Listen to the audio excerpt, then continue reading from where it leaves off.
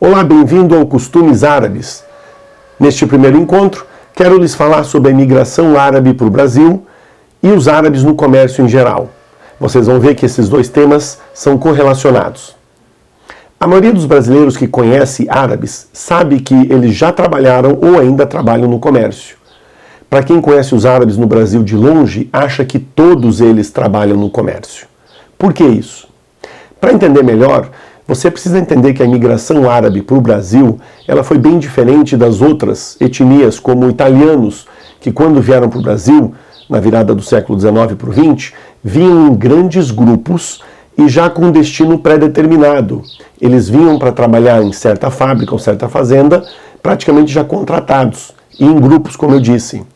Já os árabes não. Libaneses e sírios que vieram para o Brasil na virada do século XIX para XX, 1880, 1900, vinham sozinhos, totalmente sozinhos. Eram rapazes de 20, 22 anos que, na verdade, fugiam do Império Turco Otomano, que era muito rude, especialmente com os cristãos. Uma vez que o Império Turco Otomano era muçulmano, ele era duro com todos, mas em especial com os cristãos. Estes jovens, então, vinham para o Brasil e, veja bem, chegando aqui sem falar a língua, sem conhecer ninguém, uma das coisas mais fáceis de fazer e com pouco dinheiro é comprar e vender. Daí a questão dos mascates. Então esses libaneses e sírios que vieram para cá no começo do século XX, eles compravam alguma coisa de tecido, roupas, e saíam de porta em porta batendo e vendendo. Esta primeira leva de imigrantes que vieram para o Brasil trabalharam duro para vencer na vida e após anos de trabalho de porta em porta conseguiram juntar algum dinheiro, abrir uma lojinha, abrir outra lojinha, aí sim um irmão ia chamando o outro, que chamava o primo, e se constituíram as comunidades árabes. Daí, por exemplo, as famosas Rua 25 de Março em São Paulo, ou talvez o Saara no Rio de Janeiro, e outros grandes centros comerciais Brasil afora. A segunda geração, os filhos deles nascidos no Brasil, aí sim, alguns saíram um pouco da área do comércio e estudaram para virar médicos, engenheiros e políticos, inclusive. Não sei se vocês sabem, mas no Brasil nós temos muitos descendentes de árabes na política. Cito aqui entre eles a família Kassab, Alckmin, Haddad, Amin e Simon. Atualmente o nosso presidente no Brasil, o Michel Temer, é de origem libanesa. Os pais dele vieram para o Brasil em torno de 1920, talvez, 1915, não sei exatamente o ano, mas eu sei que vieram do Líbano e ele nasceu aqui. Voltando à linha cronológica, depois da Primeira Guerra Mundial, quando o Império Turco Otomano sucumbiu, perdeu a guerra, houve uma pequena diminuição na imigração desses libaneses e sírios, porque o Império Otomano que caiu, os libaneses e sírios, de repente, esperaram para ver o que seria do futuro. Eles preferiram, então, não imigrar mais para ver se o futuro vinha melhorar. O que não aconteceu muito. E aí a segunda grande leva de imigrantes ocorreu mais ou menos durante ou após a Segunda Guerra Mundial. Aí sim se vê uma grande imigração de jovens de origem muçulmana. Mas a história se repetiu com esses jovens libaneses e sírios muçulmanos. Eles também vinham para o Brasil sem conhecer ninguém, geralmente sozinhos, às vezes em pequenos grupos de 2 ou 3, e chegando aqui, novamente, sem falar a língua, com escolaridade muito baixa ou nenhuma, o jeito era, com pouco dinheiro, o jeito era trabalhar com venda e compra e venda.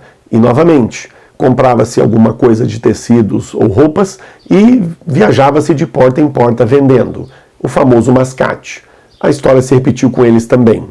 Isso 1940, 50 e 60. Muitos vieram para a região sul. Uma coisa importante e até curiosa de ser citada é que muitos desses jovens, ao embarcar em navios vindo para cá, eles vinham para as Américas.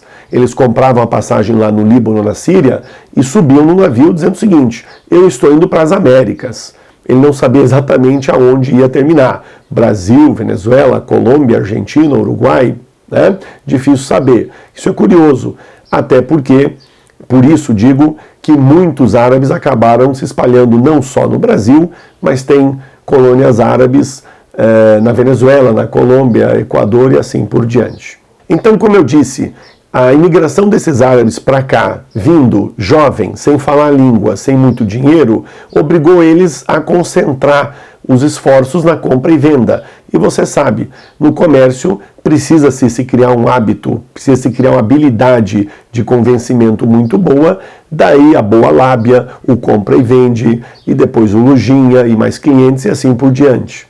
Eu não podia falar dos imigrantes árabes sem mencionar os dois imigrantes libaneses mais importantes para mim, meus pais. O meu pai, esse rapaz charmoso da foto, veio para o Brasil em 1965. Ele diz que enfrentou uma viagem de 28 dias, que passou pelo Mediterrâneo e Atlântico, veio sozinho, mas já tinha um irmão mais velho que veio para o Brasil 10 anos antes.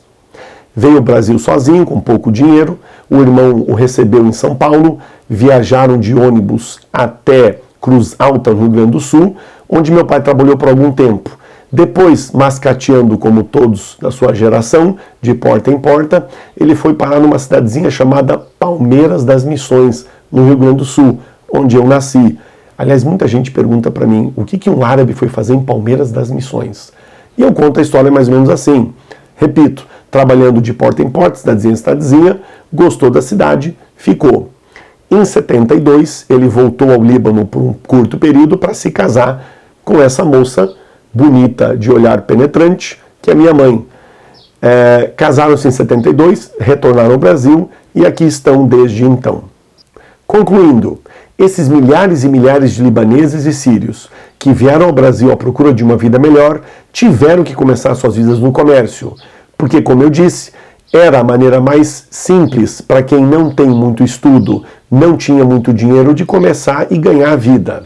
Agora deles vieram as próximas gerações, a segunda e a terceira, que não necessariamente ficaram no comércio, como eu que virei professor de idiomas. Se diz que hoje em dia os descendentes de libaneses e seus filhos somam mais de 10 milhões de pessoas, o que dá no mínimo o dobro da população libanesa. Este foi um resumo rápido sobre a história da imigração árabe-libanesa ao Brasil e a questão dos árabes envolvidos no comércio. Espero que tenha gostado. Se gostou, por favor, dê um like e não se esqueça de se inscrever em nosso canal. Te vejo na próxima. Salam!